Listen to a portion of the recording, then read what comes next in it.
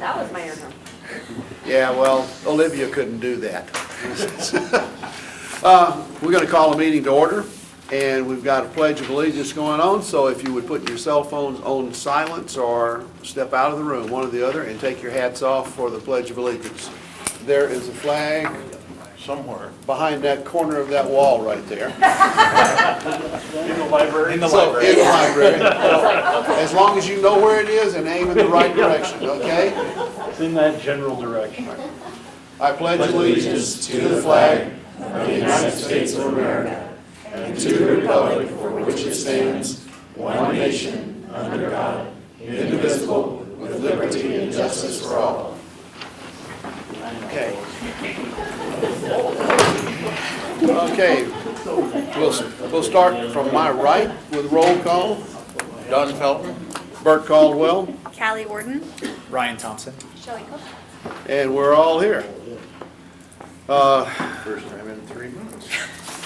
Going for the approval of minutes, we will approve, or we will move to approve the minutes from July because we didn't have an August meeting, and from the September meeting. So I So will moved. give that to, you move, huh? Sure. Okay, I second. and you second, all right? And that's for both of them, right? Yes. Okay. And we'll have approval of the agenda. I move that we change the agenda. Okay, So we are actually going to be, so Eric Yusuf, did I pronounce that right? Yeah, He will he's not there. actually be a guest speaker tonight, but we do have Will Welzenbach with Newfields, and he will be discussing a brownfields grant that the county has applied for. And Shelley, Do you I'm wanna- here, it's Brandon. I have an Okay. update about the time and date of the meeting. Oh, perfect, okay, so Brandon will come up. You can probably just maybe do that during an announcement section. Okay, perfect. We can't hear back here. Oh, sorry, so we're changing the agenda a little bit, so I'm moving to change the agenda. So Pastor Eric Yusuf will not be here. Brandon will give an update during an announcement section. But for a guest speaker, we now have Will Welzenbach, and he is here with Newfields. He's going to discuss a brownfields grant that the county has applied for. And then, any other changes? I don't think so. Okay. No, anybody? Not that I remember. Want to move to accept the changes? I'll move to accept the changes. Second. All in favor? Aye. Aye. And so done. Now we have public comment on items not on the agenda, and I know most of you have heard this because Olivia said it like 30 times every meeting, but we have multiple opportunities for you to comment. So let's start with this one with comment of items not on the agenda.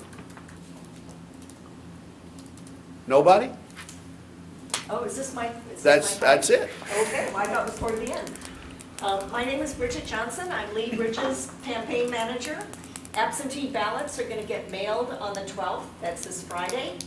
So the sooner you fill them out and turn them back in, the fewer annoying phone calls you'll get reminding you to turn them in. So make sure you all know that.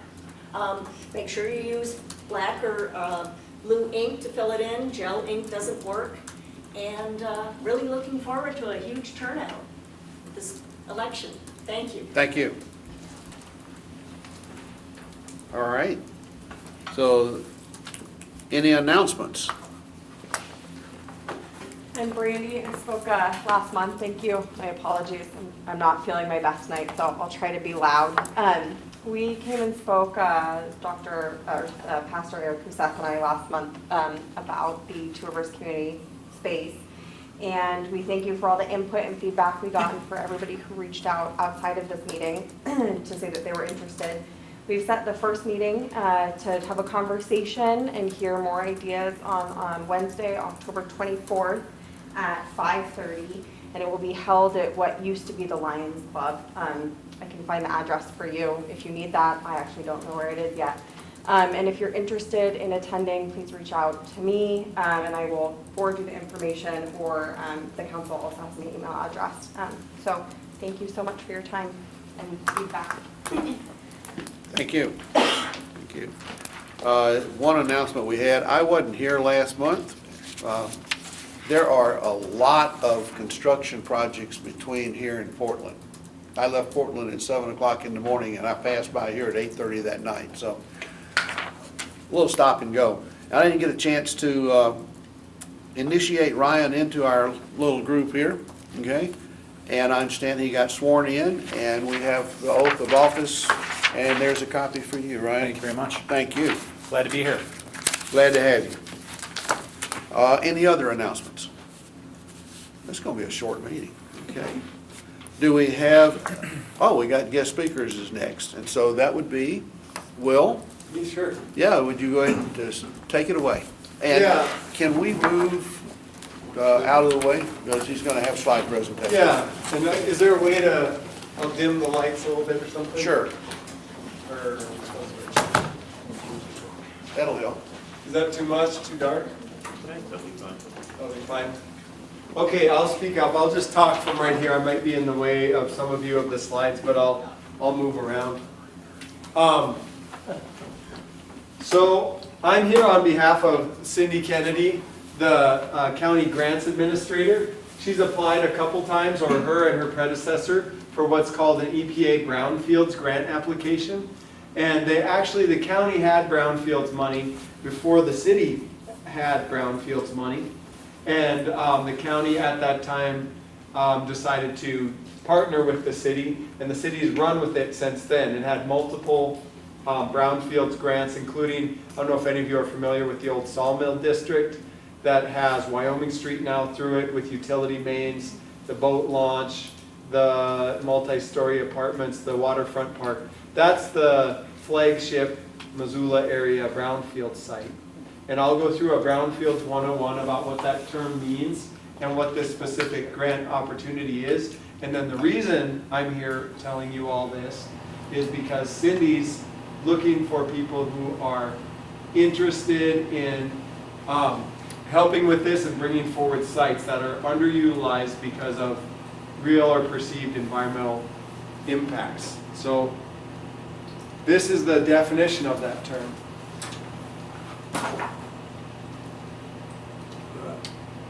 I think we can also make it so it's not warped too.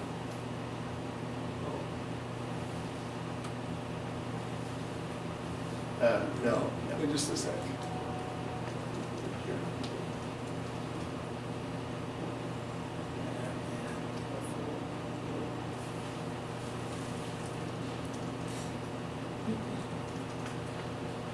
Okay, that's the federal definition of a brownfield site that was written into law in 2002. And the reason that I have red up there on those words expansion, redevelopment, or reuse is that the brownfields program, although it's in EPA, is not a regulatory enforcement program. It's a voluntary program that was designed because Superfund had reached a lot of standstills, particularly on the East Coast, where the main urgent, immediate cleanup had been done, but yet the land would stay idle, surrounded by other development pressures for a long time. And people are looking at this site saying, why is it still a Superfund site? Isn't there something we can do? Some developers got to be wanting to tackle this, and the development community would say, well, no, I'm not going to get anywhere near a Superfund site. So in that original law in 2002, about more than half of it was creating exemptions from Superfund liability for good Samaritan parties, basically, to come forward and say, there's some minor stuff left to do, sure, but this is a great property. It's got a good location. I want to go forth with my eyes open and address it and make it better, rather than be afraid to even come anywhere near it because I might get tied in with the liability. And so they created liability exemptions and then public incentives to help people who get those exemptions to invest in these properties. And so that's what the county's looking to do, is get one of these grants. So that's kind of small font. These are example types of brownfield sites. Of course, abandoned gas station is one that everybody's aware of. Used to be corner gas stations all over the place, and there's hardly any of them now, and they're usually on the edge of town instead of in the middle of town. A lot of these have been redeveloped, but I bet you there's some right along the main drag here through town. Some of these, some people might know, oh, that used to be a gas station, and the next one down 2 blocks used to be as well before they had 35 pumps or whatever is down farther. Asbestos or lead-based paint is really common. You can see it. You're not going to uncover a problem that you don't know is there.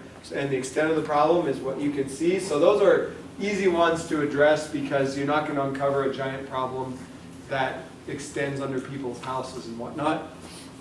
Dry cleaners and the solvents they used, both petroleum facilities. I should put sawmills next to wood treatment facilities.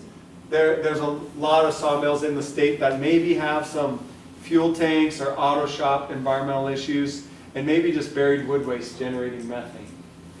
And here's some other examples, but even if there's just a rumor about potential impacts and someone said, yeah, I don't know what's there, someone said it used to be a gas station, that counts as a brownfield site.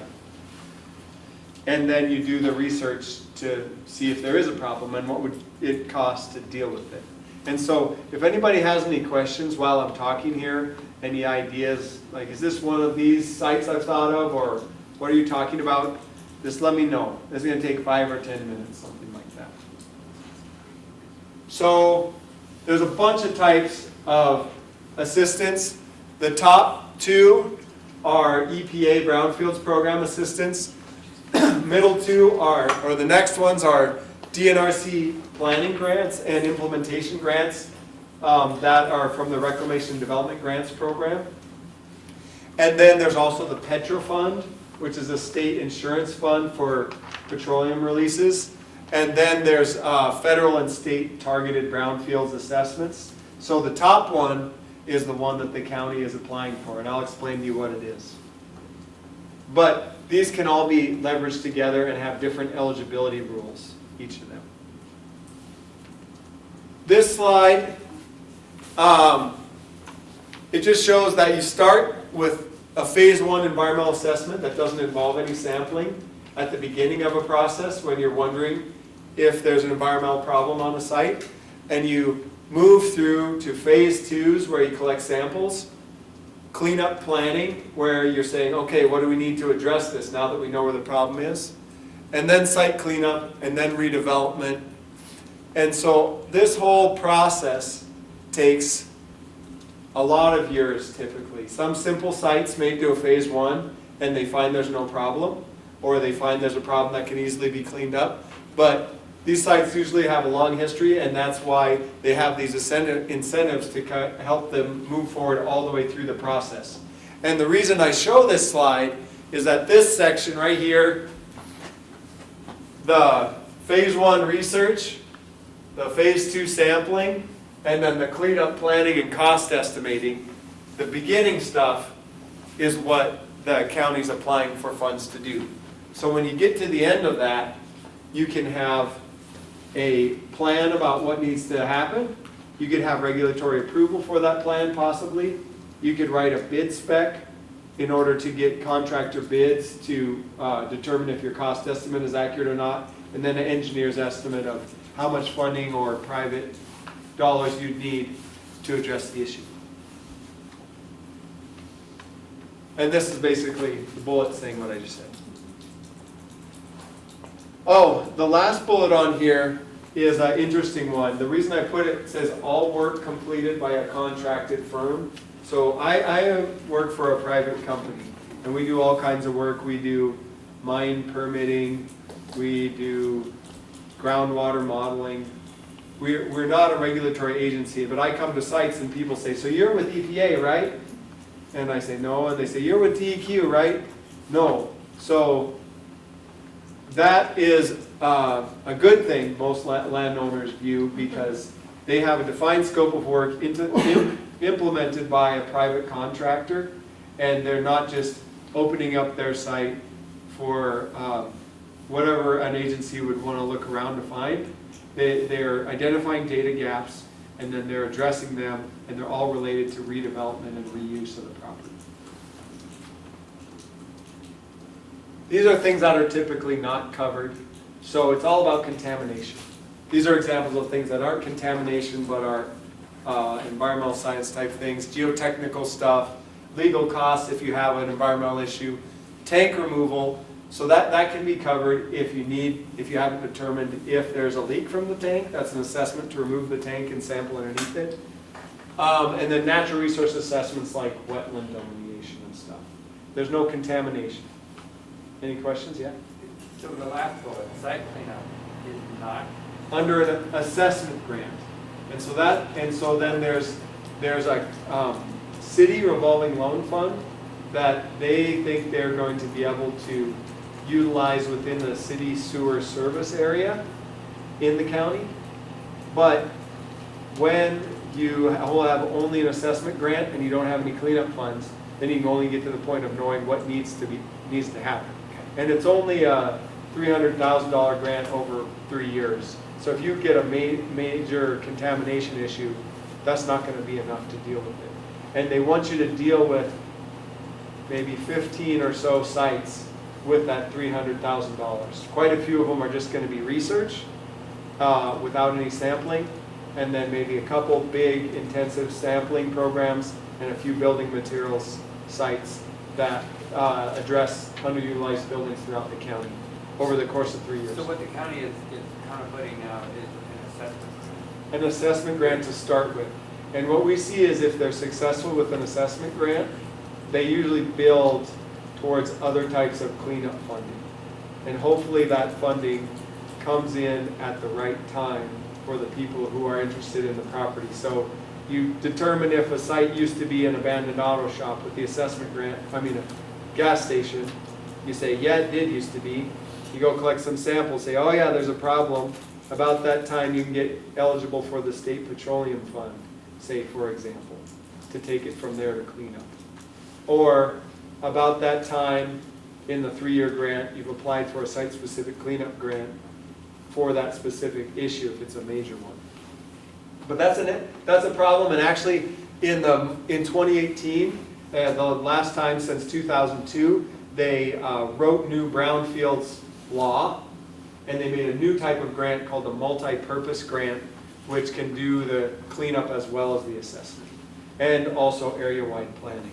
That's not the one they're going for this time. I don't think they're ready with enough cleanup sites, but that's a new type of grant that through the same brownfields program.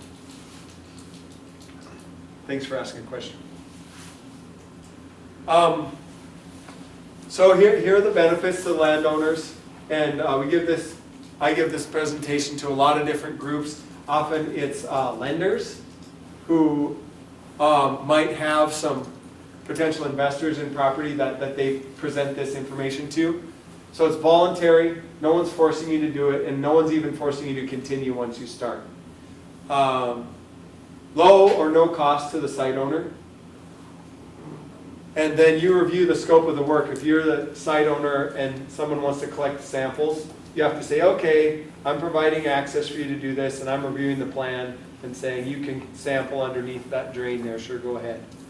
The data and reports are provided to the owner, so they have that in their file, and if they were always wondering, do I have an issue out back and how much would it cost to fix it, they get that report that they can then move forward with however they want. And there's the other things on there. They can satisfy regulatory concerns. If they maybe bought a property they knew had minor issues, they can say, okay, now we've delineated them, and we'll monitor them as they attenuate away, say, for example. It can use to be addressed community concerns. We want to develop this property as a park, but we've heard it has issues. We don't even know what those issues are, but we don't want to certainly accept it by donation until we have a full technical report on that, for example, which is what we did at a site that the city is redeveloping as a park right now, a former rail property in town. And then potential access to the city revolving loan fund, that's what the RLF is, for cleanup, if it's in the city sewer service area. And I don't even know to the east how far that extends. It comes out here. It comes way out here? Yeah. Yeah, so that a lot of the areas around here would potentially have access to the city's revolving loan fund for cleanup. So since it comes out here, I'll just explain that.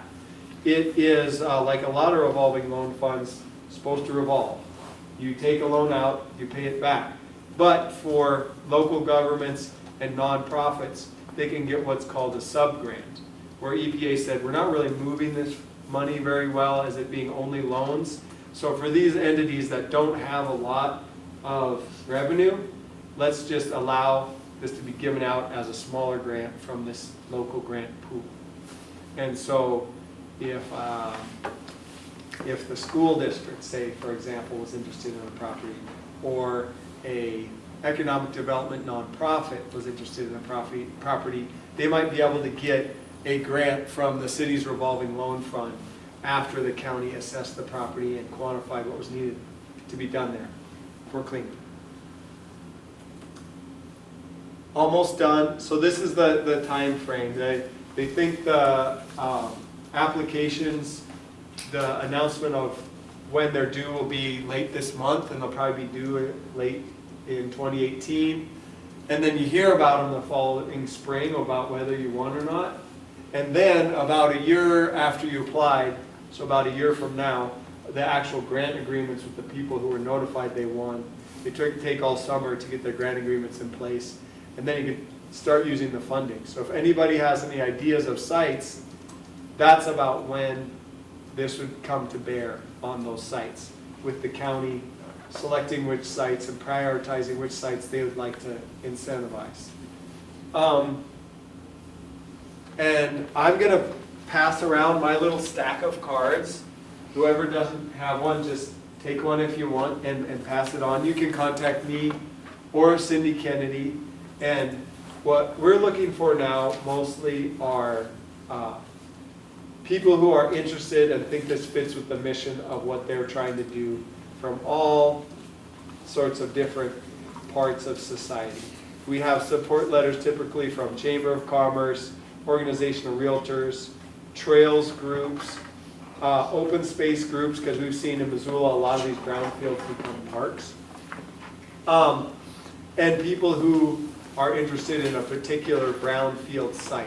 Like maybe there's a fringe property here near some former mills that doesn't have the level of contamination that's going to be addressed in any timely manner by the, some former operator, but someone wants to invest in it and they want to deal with it proactively when the regulator's never going to force anybody to do it, and the community would like to see that property reused rather than just be a vacant buffer around the environmental site. That's the kind of marginal site that makes a really good brownfield site. A really hammered site doesn't make a good brownfield site. There's usually not enough money to address it, but the sites where there's rumors, marginal problems, make good brownfield sites. Anybody have any comments or something? Yeah, good, thank you. I always have. Yeah, good. One loudmouth.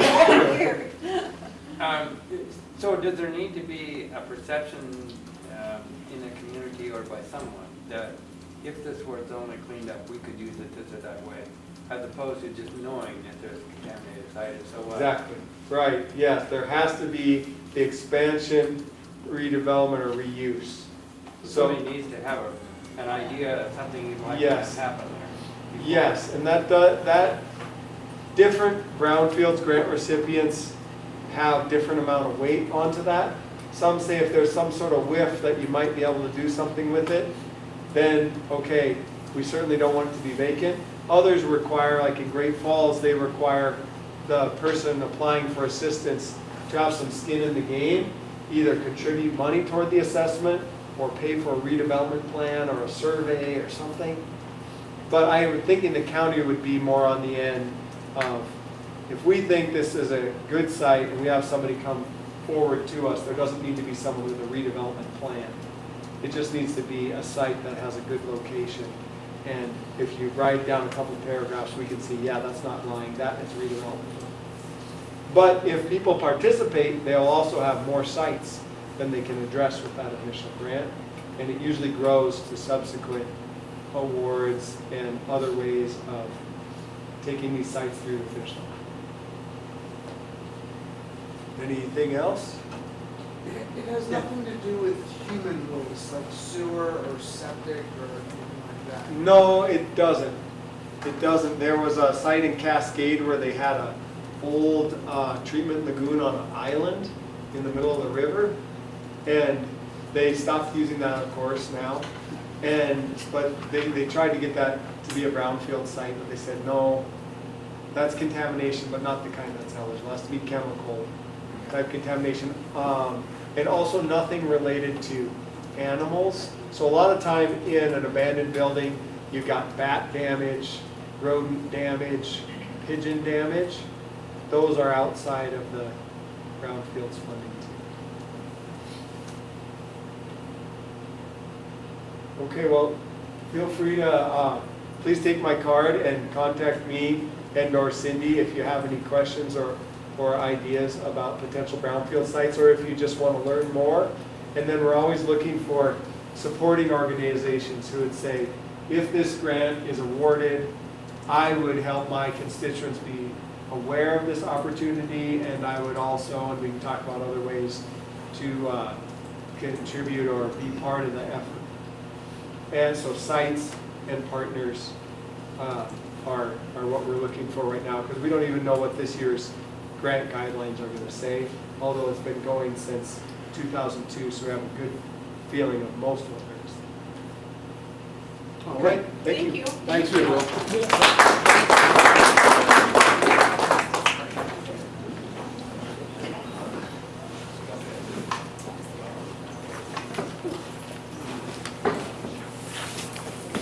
Hey, I think I gave you the original.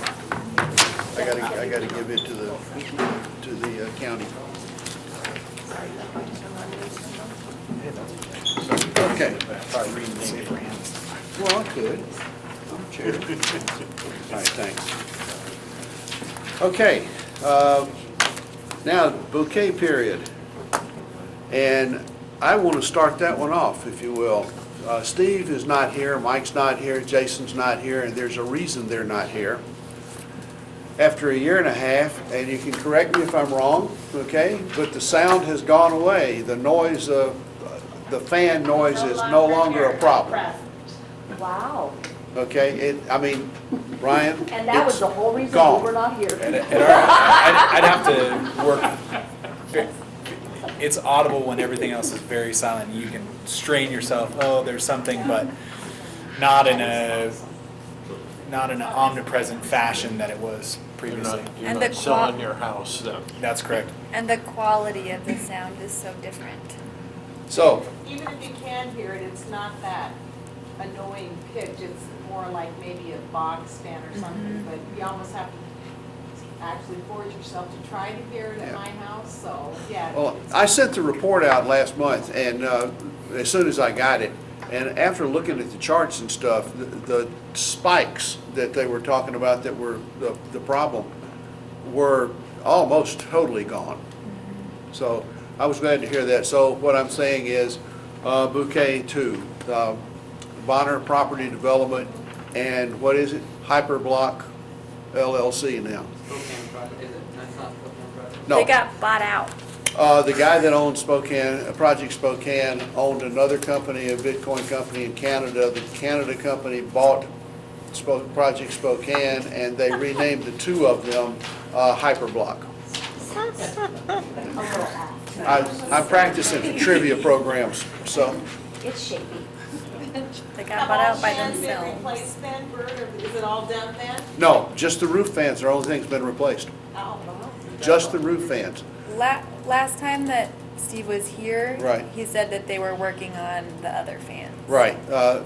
You might find it hard to believe, but I went to the store to buy a suit the other day, and when I went into the dressing room, Steve was trying on a suit, and so we talked about the fan noise.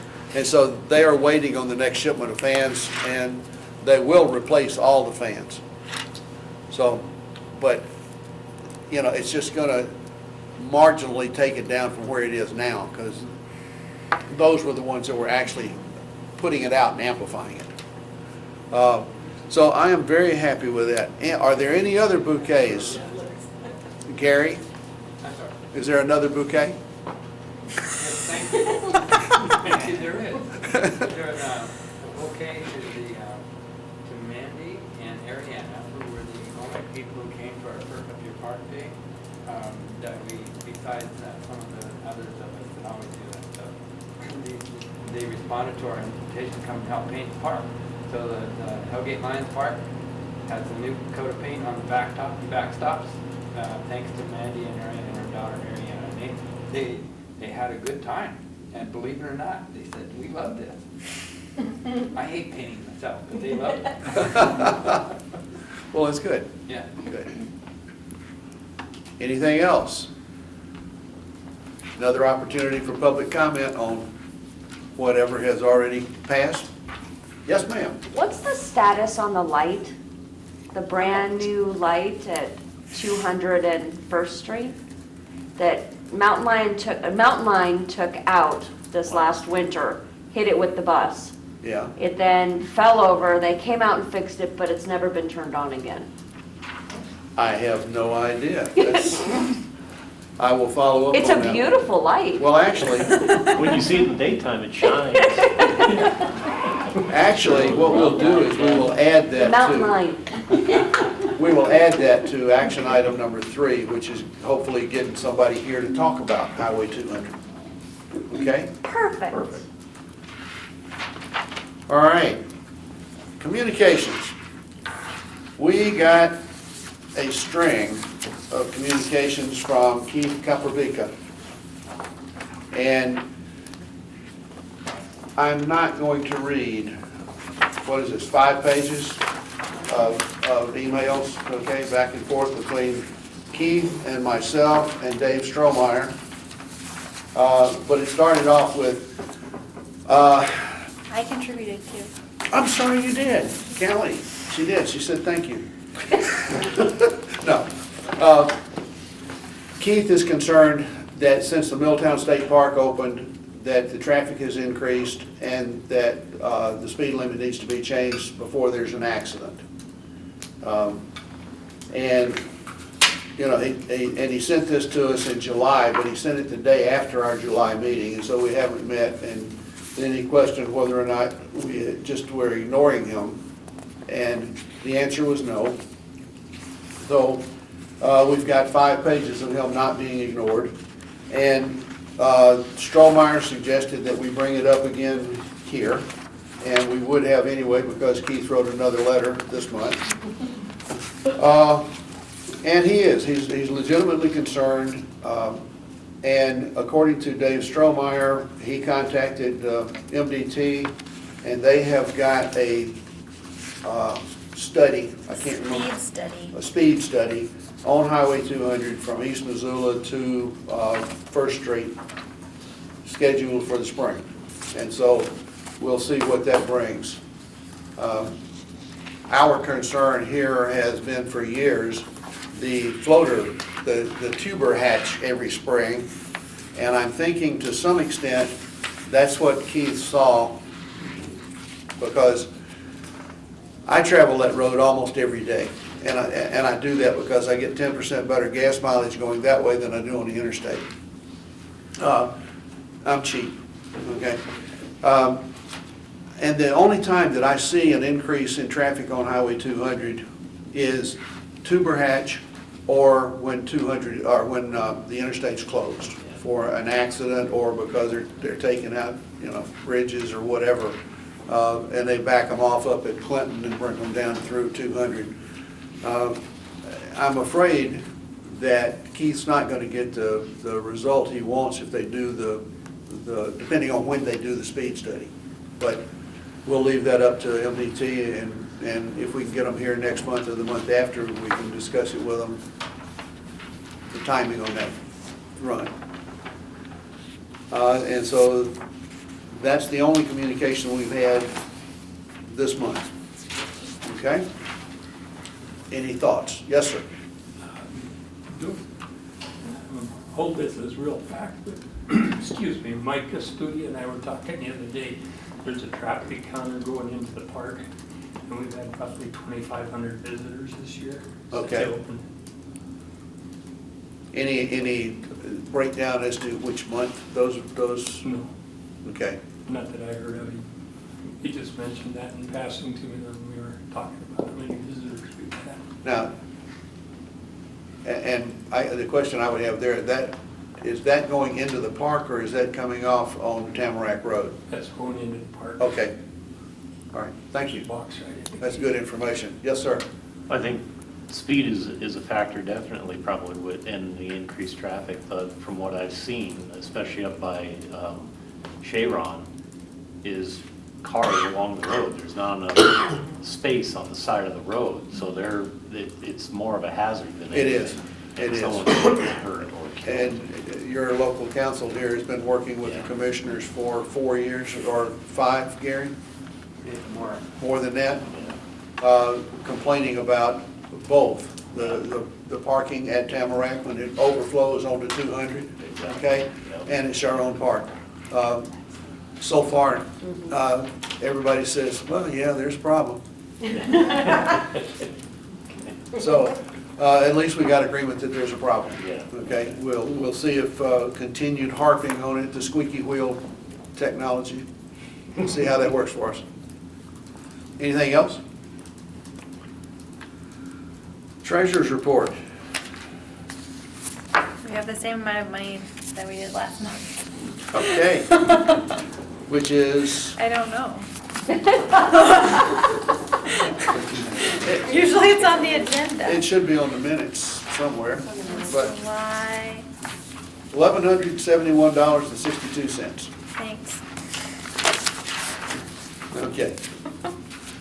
Now we move to action items. One is the possible rescheduling of the November meeting, and that's because Andrew Hegemeyer from CAPS, who has been working with us on the land use mapping and can't be here. It's a holiday, like today. He can't be here today. He's not working. It's, so November the 10th? 12th It's Veterans. happens to also be Veterans Day, and so he won't be here then. I would entertain a motion to move it to the week prior. I second that. No, I you move. move to do that. I Don, won't can be you do here that? on that week, Okay, the 1st. Isn't that the 1st? It's the 5th. 5th. 5th. Well, I might be back by then. Okay, so that's a maybe. I move to hold our meeting on the 5th if it works for Andrew. Okay. And a second? A second. Okay. So moved and seconded November the 5th. And I'm pretty sure that that'll work with Andrew. He and I've had a couple of conversations about it. He just wanted to move it up a week, so. Item number 2. Do all those in favor? Oh, yes, I do. I'm new at this, okay. All those in favor? Aye. Aye. And it carries. We are still looking for a note taker to support our secretary here, who, as you know, does not participate a lot in our meetings except to take notes. And Is she any- would like to participate. And she would like to participate. Sorry to speak for you, Shelley. She's right. Is anybody here interested in being the note taker? And I see none. We have a budget. Gary. How about you? You were a teacher at the Smith. Are Give me you a kidding? break. That will never happen. I do have one young lady who's a college student, lives almost to the Turo exit up here, that is interested in doing this. Oh, great. Okay? And if there are no objections, I would request permission to put it to her in a formal way that the job is hers if she wants it. What would be paying her? It's $10 an hour, and usually we're here for 2 hours, and then it'd be another hour or so of getting it back down to the type of notes that we need to submit that she'd give to you. So basically $30 a month. Any objections to that? No. Okay. Do I have permission to reach out to her with a firm offer? Do we have to put that in formal motion? Yeah, you want to do that? I will. All second. There you go. All in favor? Okay. All in favor? Aye. Aye. All right, so items 1 and 2 are gone. Item 3, and I'm not sure that this would take a little bit of a motion, but item 3 is to invite representatives from Department of Transportation, Missoula County Sheriff's Department, and any others, and we would take suggestions as to who any others might be, to discuss Highway 200 issues. And some of these must have come up last month because I don't know what they are. I know what snow removal is, and I know what the issue is there. What's the stopping of public transportation for private use? Yes, ma'am. I think that was in reference to the Kettle House Amphitheater that was discussed like for the concerts last month. I don't remember who made the comment. Sorry, we can't hear you. Go- Let somebody Say it else again. read it. In regards to the Was- Kettle House Oh, okay, never mind. buses. When they stop the cars for concerts, I think. Yeah. They do what now? Well, like when the concerts are getting out or whatever, a lot of times, like I wasn't at the last month's meeting, but I've been stopped for 15 or 20 minutes waiting, coming up the Blackfoot, but I think that's what they were talking about, I'm not sure. And people parking on the street. Coming up. And there's no, Yeah. there's no change to the way it says public transportation makes it sound like it's amending like the bus route or something. yeah. There's no change in public busing that anyone knows of. Also, I'd like to address the speed limit going up the Blackfoot, if and when we can get all these guys together at the same time to really discuss these options. Okay. I'll work I mean, you on, can go to town faster on Highway 200 than you can ride on the freeway. Speed limit's higher there than it is on the freeway. That's kind of stupid. Wow. okay. And then, what's this tailgating on the highway? What issue was that? Do we know who brought that up, or? I'm guessing that has to do with concerts also, do you remember? I got the impression it was, so the gentleman who brought it up isn't here tonight, I don't think, but I think most of it was in reference to concerts. Okay, both of those are reference to concert, okay.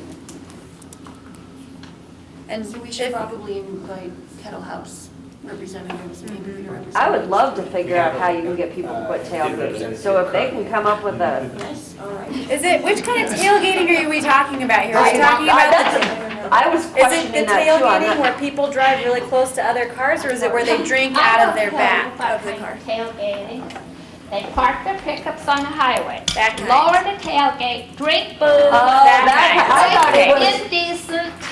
No, That that's kind. not driving too close, Kathy. Highway, and I was thinking it was the driving too close. I was like, I was gonna say, you're taking away my hobby. He said you're taking away his hobby. Not- That makes sense. okay. All right, so now that I know what we're talking about here, I can discuss it with Shane from DOT and with TJ from the Sheriff's Department and see if we can get the both of them here either next month or the month after. But And Kettle House. yeah, and Kettle House. Oh, right here. Well, actually, it's more the amphitheater and Nick Chakota. Log jam? Log jam. Yes, sir. So I'll stand up now. My name is Dan. I'm the Vice President of Operations for Logjam Presents.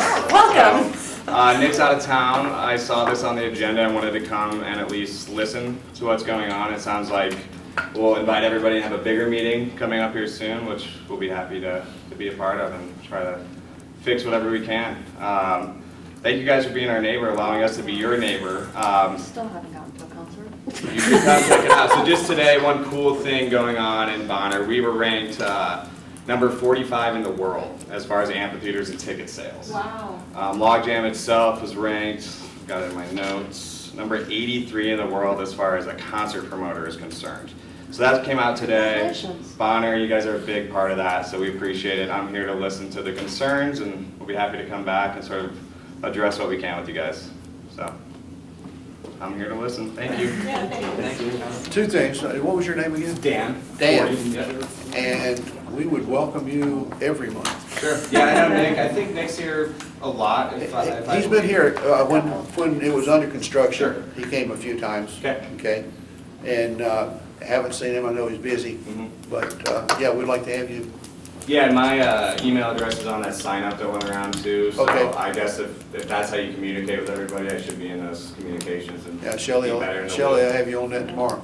Yeah, but I look forward to this conversation because there's some things I think could be improved. And it's great to get feedback from everybody, so. I've got one right now. One of the concerts, I don't remember which one it was, my daughters and some of their friends came out to the house and had dinner and whatnot, and I drove them up to drop them off. Yep. There was a sign that said drop off, okay, and it's at Cold Smoke Avenue. Sure.